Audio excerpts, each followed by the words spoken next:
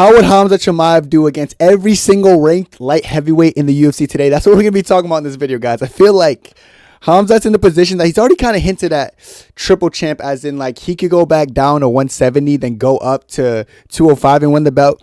I heard people say something along the lines of, if he goes to heavyweight, oh, it'd be easy, man.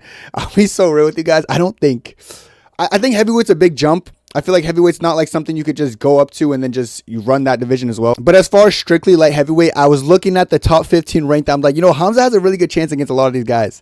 If not, almost all these guys. So in this video, I'm going to be going through every single matchup from 15 all the way to the champion, which is Magbaneka. So if you're wondering how I think Khamzat does, because let me tell you guys something, he could do really well at this weight class. So let's get into it, starting off with the number 15 ranked light heavyweight in the world.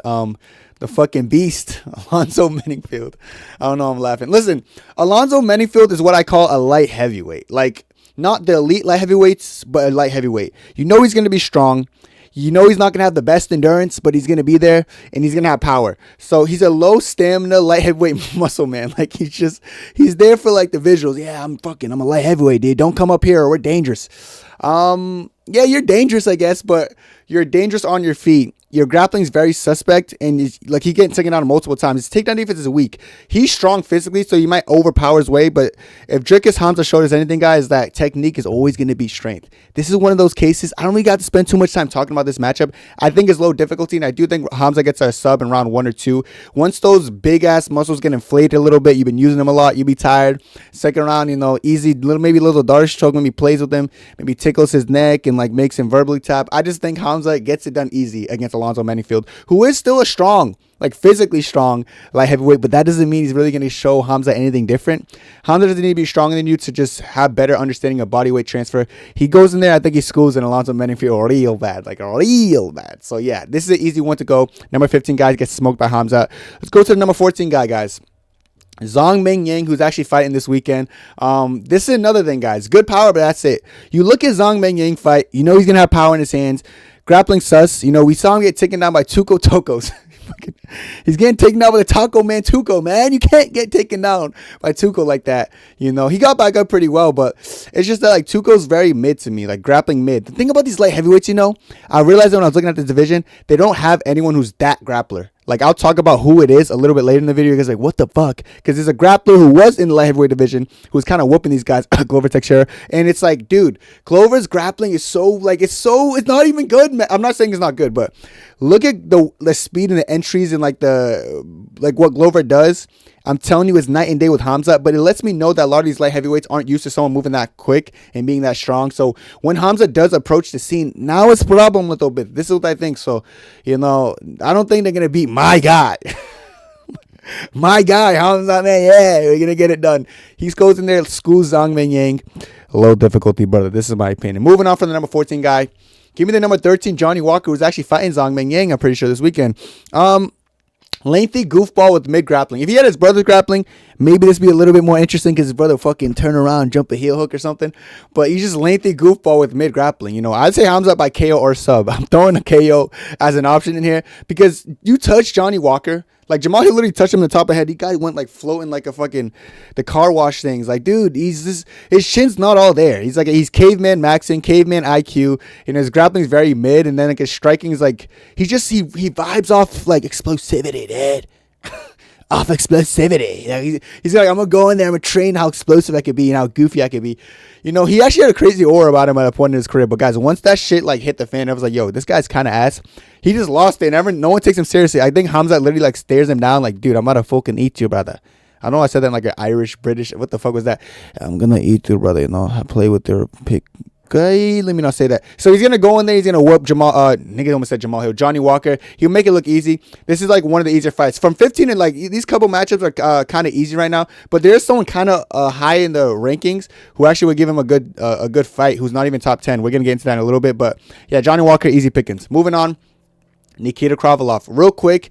This is a significant jump from a Johnny Walker and Alonzo Menifield and all these other guys because he's well-rounded and strong, but he got done by Paul Craig in one round because of the grappling, but that's because Paul Craig's good at like grappling off his back in defensive positions, but Khamzat is better at grappling everywhere than Paul Craig. That might be a hot take. Dude, you don't know about BJJ, Kenny.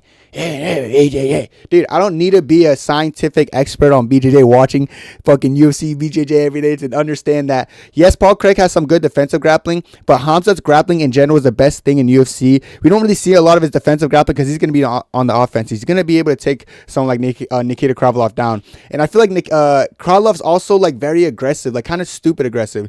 Like that's how he got chinned. That's how he gets chinned some of his fights, you know, and that's how he gets, like, it opens up takedowns, the way he throws in and jumps into those strikes. You know, Dominic Reyes kind of exposed him on the feet for being too reckless. I think when he's doing those stupid reckless blitzes, that's when Khamzat changes levels. And he might be strong, but I'm telling you, Khamzat's understanding of body weight transfer, I think he gets him to the ground. But I can't acknowledge this a step up. I will say mid difficulty because I do think it's harder than the other fights previously because I do think his strong base might make Khamzat work a little bit. But Khamzat, after showing me cardio, guys, is making me very certain that he could beat someone with the likes of Krylov. Krylov's still good. You know, he's still real. Like, he's going to be tough, but I don't see Khamzat losing this guy. I'll be real. He's number 12 ranked, which is kind of high, and I do think he's better than his ranking. I feel like he's been having, like, a little bit of slouch after coming off in his 2-year layoff or something. I think he did, like, I don't want to say got worse over the layoff, but he started fighting a little bit weird and losing to people he really shouldn't be losing to, but I think Khamzat still beats him at mid difficulty. Moving on to a really good fighter we're going to talk about who's not even in the top 10, guys. Khamzat Murzakanov. Now we're in high difficulty, man, because now it's problem. This is where problem little bit start. Quick-handed, powerful, and well-rounded. Like, he's not necessarily easy to take down. Justin Jacoby did take him down. He had like almost 4 minutes of control time on that fight. Like, Jacoby's strong though, but he's not anything crazy. Jacoby does have pretty decent wrestling and grappling, but what that showed me is that Khamzat, although he's really well-rounded and strong, he's not easy to take down. Just because Jacoby took him down and controlled him for a little bit, that doesn't mean he's easy to take down, but it's possible to take him down. Now, Khamzat would understand, like, listen, brother, Dustin Jacoby, who this guy, brother? I don't know this guy. You know, this guy take you down, I'm going to smash you. That's what I think Khamzat goes. I'm still saying Khamzat by points because Murzakanov seems intelligent when he's on the ground. He doesn't take stupid risks to put his body parts or his neck or something in a bad spot. So I feel like it'll be hard for Khamzat to finish him. This could look like the DDP fight, but I just see Khamzat getting up more than DDP, guys. Because I feel like Khamzat's understanding of grappling and his strength will play a part here. He's a solid base. He's not wicked tall for light heavyweight, which makes him almost like a Volkanovski. He's bald head, beard maxing. He might just be light heavyweight Volkanovski. Good hands. Nah, Volk's definitely not that powerful. But you get the point, bro. He's a little bit more dense, man. Like dense. Like, you know, I feel like he walks walks through doors certain ways and angles to fit correctly. He's strong, dude. You know, he's strong. This is gonna be a little bit more of a step up from most of the light heavyweights. And he's not even in the top 10, which is surprising. Like, I swear, I was going to make this video on the top 10 light heavyweights, and I looked at this. I was like, what the hell? How is Khamzat not top 10 yet? You know, it's weird, you know. But I feel like Khamzat still can beat him. It's just going to be really high difficulty. Is there a world where Khamzat can beat him? If Khamzat can stuff his takedowns and force him to stand, now it's long night for Khamzat. Because I do think in the stand-up, like, Khamzat's blitzing a little bit. I don't want to say it's too fast because people are going to be like, lighter man skill. But Khamzat is susceptible to these like, explosive 1-2s. We saw it in the DDP fight, the second he got up, like, even though Goddard kind of bullshitted that, Khamzat has a chin on him, but like he ate that 1-2. You know, people like Burns were kind of explosive landing on Khamzat. Even Usman, I remember he jumped into a 1-2 land on Khamzat. Khamzat doesn't, because Khamzat leans back in a linear line. I don't know, some of these these Russian guys do that. They're so used to linear movement, so they lean back in one line. So people with good straight punches can like capitalize on that, you know. And I feel like Khamzat's one of those people. So if Khamzat can't stuff the takedowns of Khamzat and force him to stand, it could be a long night. But I really believe when I say Khamzat's generational grappling, brother, his grappling is transversal and it could go to different weight classes. So I do think he'll be able to take down Khamzat in a very hard fight, but he's going to get the win by points. It's not going to be no 50-44. It's probably going to be like a 48-47, man. Or maybe a respectful 49-46, you know, a respectful one. Like, even those rounds are a little bit close, but 49-46. I still think Khamzat beats him, but this is definitely a level up, and this is a hard fight for my brother. My guy will be in there, and he's going to try his best, but my guy he might struggle a little bit. So Khamzat versus Khamzat is actually a really good fight, and I'd love to see it, but I'm going to lean Khamzat for now, buddy. Moving on to the top 10. We got Bogdan Guskov, who is coming off his win, I believe, against Krylov. Listen, Guskov, the tough Anthony Smith. the tough Anthony Smith, dude. He literally fights nothing like Anthony Smith. Like, he's more of a striker. Like, it's so different from Anthony Smith. He's not like huge on grappling, but he's tough to hold down. He has heavy hands. Like, he has been taken down before, but I really don't see him get held down much. Like, I remember fights he gets taken down, but just gets back up. He's strong. I think that has something to do with his strength. Of course, like I said about this weight class, guys, there's no really good grappler in this weight class. So even though like they're getting taken out by primary strikers for the most part, but Guskov gets up, you know. I just think Khamzat's next level grappling is just going to be too much for Guskov. I am going to say mid difficulty because the strength and like the power of him on the feet, and then he's not necessarily easy to take down. These are bigger guys. You got to realize these guys are strong physically. So just because Khamzat might be like their height or something, it doesn't mean that he's going to be around their strength. I actually think a majority of these guys are going to be stronger than Khamzat, but what's going to help Khamzat in his grappling is his understanding of body transfer and weight control and how to shift, which is why someone like Glover was able to maul a lot of these like really good fighters in this weight class because he just understands grappling better than them. And Glover, no offense to him, he's an unk, man. He's an unk. He was doing this to some people as an unk. Remember that. So I think the number 10 Guskov does bend the knee to Khamzat, but a little bit mid difficulty for my boy Khamzat. You know, he'll get it done, but maybe a little bit struggle. You know, so this is what I think. Now we're in the number 9 spot. Volkan Oezdemir. Oezdemir is tough and aggressive on the feet, but this guy got mauled by Krylov, guys. Like, Krylov took him down like 7 times. I don't know why Oezdemir looks so bad. Oezdemir, like, he just goes in there and just like goofballs around. He's good on the feet. He has good pressure on the feet. He has good striking on the feet, but so does every other light heavyweight. I've noticed about this weight class, you know, they're all really like decent on the feet and they have power because they're all powerful and big hitting guys. But when they get on the ground, some people just expose them. Krylov's wrestling is pretty solid, but he made Oezdemir look really bad in the grappling, you know, like he made him look kind of goofy. So taking out 7 times, trust me, Khamzat's gonna do you worse. I say low to mid difficulty because I could see maybe Khamzat finding a finish with some kind of submission and maybe not taking him to a decision, but we'll have to see. You know, I'm pretty sure the Krylov fight went to decision, but he won off the wrestling. But I do think Khamzat could find the openings. I don't like the narrative, dude, about man, Khamzat has no submission. It's overrated. Submission ability is overrated because DDP was fighting to defend. Light heavyweights don't fight to defend. I swear, look at the way light heavyweights get up. They just try to get up. Like, they try to force something, but they try to get up. The bigger weight class you go, the less skilled you see them trying to do some little Grammy rolls into some reversals, ankle lock. They don't really do that as much. So like Oezdemir against Krylov, he kind of looked a little bit goofy trying to get up because he was kind of confused on what to do. So I feel like Khamzat's going to just capitalize him just trying to get up, find a Darce choke, submit this guy. This is what I think. Low to mid difficulty. Oezdemir on the feet is going to be a problem for Khamzat. I think everyone on the feet at light heavyweight, except for maybe a Johnny Walker, will be a problem on the feet for Khamzat Chiamev, you know. So he's going to get it done. It's just not going to be roses and bubbles probably as much as he wants it to be. All right, moving on to the number 8 spot. We got Dominic Reyes. People are going to be like, damn, why, Kenny? Why?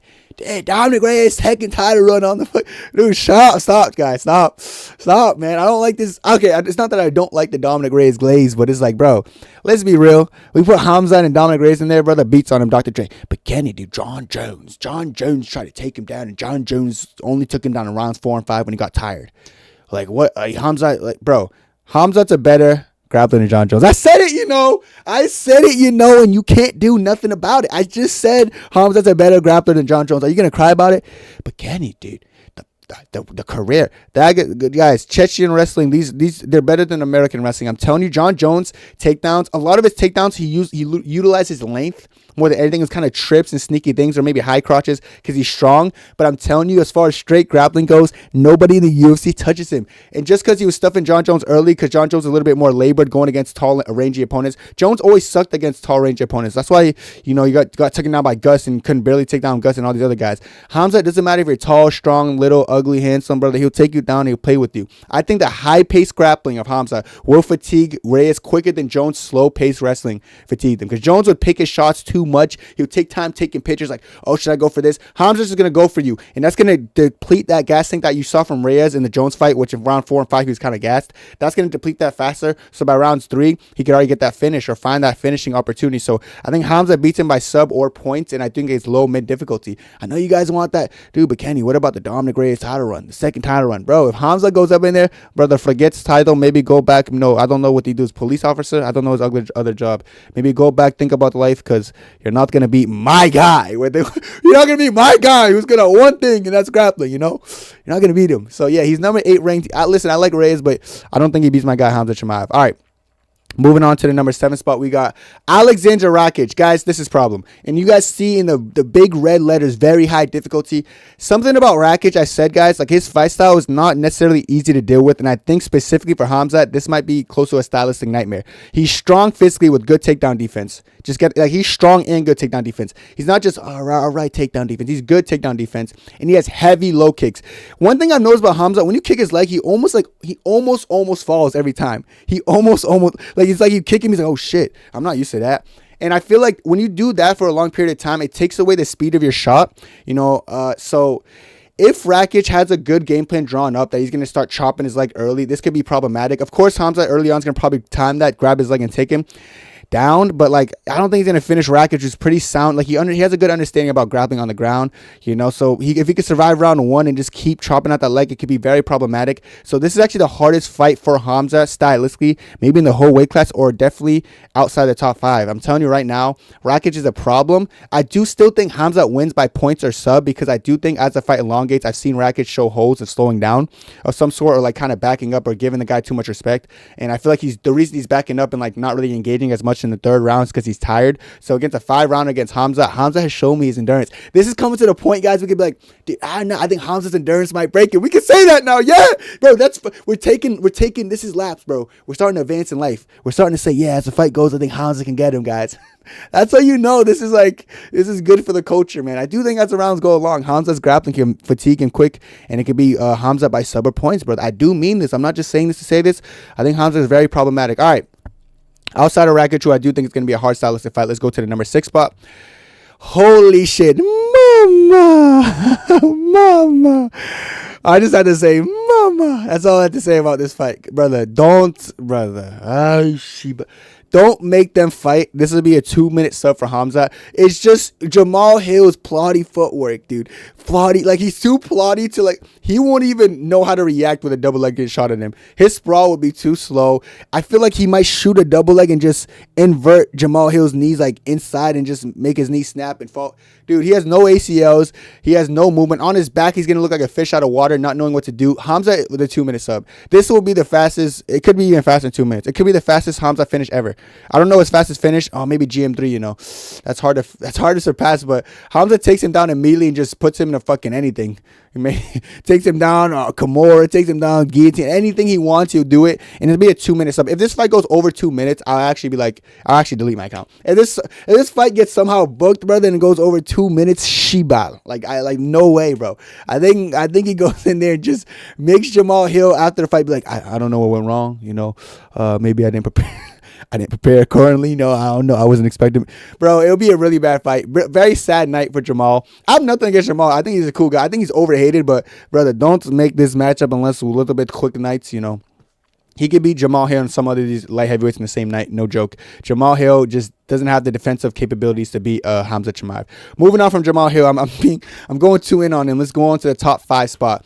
We got Jan Blachowicz, man. This is going to be a mid-difficulty fight for Khamzat. I'm going to tell you guys why. He has great power and solid low kicks, but against grappling specialists, do you guys see what Glover did to him? And Glover's such a basic grappler. This is what I'm saying, guys. The best light heavyweight grappler that the UFC has seen recently was literally Glover Teixeira. He went in there and bullied Jan Blachowicz before submitting him, embarrassed him. He drowned him in the grappling, and it's not that his grappling's wicked high pace. It's a very slow pace, but it's methodical. Slow, yeah, look at me spitting bars. Slow pace, but methodical, man. Like, he's like telling you, he can read you a story while so now I take you down and I smother you a little bit, oil you up and massage your shoulders. Then I'm going to put a rear naked. Like, slow pace, methodical, storytelling. Where Khamzat's like, let me go in there and just fucking car crash, train wreck. He goes in there, that's going to fatigue Jan quicker, I think. And that's why I think Jan gets submitted in the first 2 or 3 rounds. Like, I think round 2 or 3, Jan's gonna be like, all right, I don't want to be here anymore. I'm a little bit tired. I'm 42 years old. My hairline's a little bit crooked. It's receding. My aura doesn't hit the same. My physique's not hitting the same. Look at his shoulders in this picture.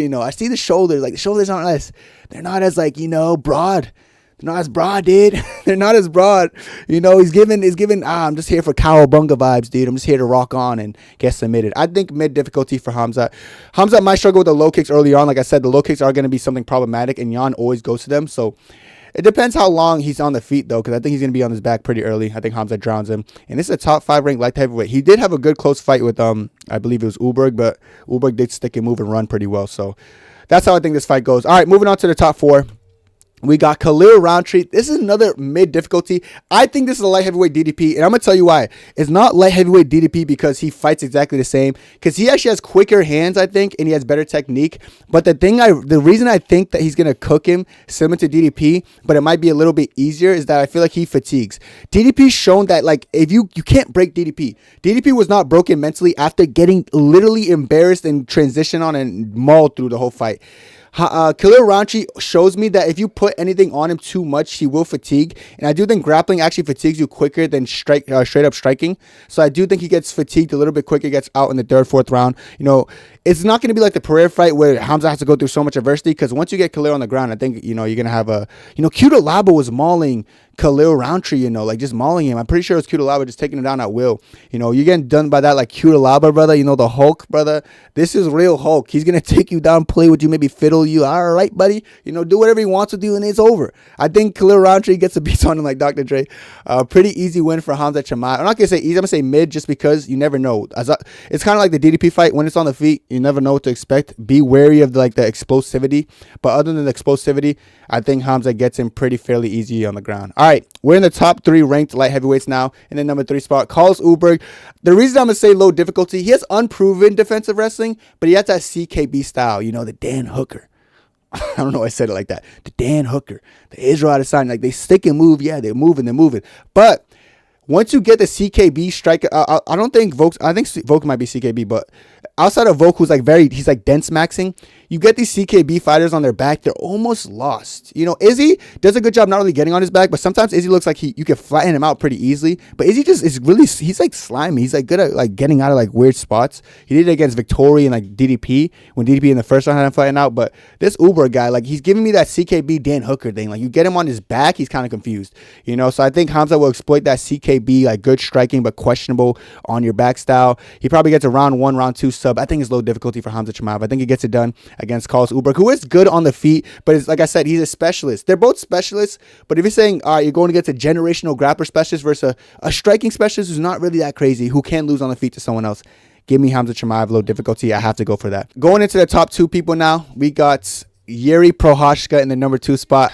I can acknowledge that Yuri Prochazka is going to be tricky on the feet. He's not going to be easy to time when he's on the feet. But his grappling is questionable. Why? Because Glover was mauling him. This is what I mean when I tell you guys, like this old methodical storytelling style. All right, I'm going to take you down again. I'm going to smother your back. I'm going to give you that Indian oil massage. Real ones know about that Indian oil ASMR, brother, you know. I'm sure Drewby is into that. All right, but like taking you down, reading you a story, and just slowly mauling you in these weird ways, you know, this old man ways. Can't get mauled by a 40-year-old and think you're going to go with Khamzat's high-paced wrestling. I don't think it's the case at all, you know. I don't. So I think Khamzat goes in there and just fucking puts it on him, you know. I think Khamzat puts it on him, and I think Khamzat by round 2, I think round 2 sub, he's probably gonna get Yuri out of there. Low mid difficulty. I like Yuri, guys, but stylistically, it's easy pickings for, I think, Khamzat Chiamev in this fight, brother. Like Shiba, I don't know, man. Like Yuri can't get getting mauled by older folks and think he's gonna go with the younger youth. Older folks versus younger youth. Give me younger youth every day. Khamzat Chiamev goes in there, finishes him in the second round by give me dark stroke or maybe a rare naked, brother. This is my opinion. All right, now the number 1 ranked light heavy on the planet is Alex Pereira. Brother, we have to check his grappling. But Kenny Ankalaev couldn't take him down there. Ankalaev. They always gonna Ankalaev with his great wrestling. Ankalaev's a Dagestani wrestler. You couldn't take him down. You know, Ankalaev had 30% takedown defense going into the fight with Alex Pereira. I'm sure it's lower than this now. But I don't know. Like, I did think Ankalaev was going to take him down too. But I feel like people put too much stock into he's stuffing Ankalaev's takedowns. Ankalaev's the best wrestler. He's not. Just because he's Dagestani doesn't mean he's a wrestler, you know. So I know Khamzat, you can't compare someone with like a 30% takedown accuracy with someone who takes down every opponent with ease. You know, Khamzat's going to go in there. I think he's going to take down Pereira with ease.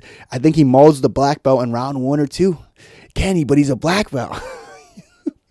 Kenny, but he's a black belt. Hey, listen, brother, black belt. Who give, brother? Who give? We're gonna check who's a real black belt. You know, I'm pretty sure. I don't even know if Khamzat is a black belt. Knowing Khamzat, he might be one of those like, yeah, man, I'm a white belt. I'm a purple. Like, you know what I'm saying? Like, I don't know. He's gonna be like non-black belt or a maxing. You know, and I think he takes out the real black belt, Alex Pereira, pretty easily. You know, Pereira's the one who got the black belt after knocking out Jamal Hill, right? Yeah, this guy's he's so. Imagine being that good at grappling that you get a black belt after knocking someone out. Ay, Shiba. You know, this might be hard. You know, it might be hard for Khamzat, brother. Give me Khamzat first round decapitation or maybe second round. If Pereira routes to the second round, props to him though. That's an accomplishment in itself. But dude, there's gonna be a point in the fight where he's like, and if it even lasts past the second round, it'd be crazy to me because I can't picture Pereira just getting done like how DDP was and not giving up on himself mentally. I see him giving up on himself. But round 1 or 2, give me Khamzat Chiamev via technique too much. Now what you guys are waiting for, the championship. How does he do against Magomed Ankalaev? This is my honest take right now. I'm going to give it 60-40 Ankalaev. Extremely high difficulty for Khamzat Chiamev, guys. I just think Ank has great hands, great takedown defense, and a really strong clinch. You know, I do believe Khamzat will and can take down Magomed Ankalaev, but I just don't know about the control. I have a very hard time seeing Magomed Ankalaev getting taken down and started getting, like, rode out, pause, but like getting rode on. Hey, sheep.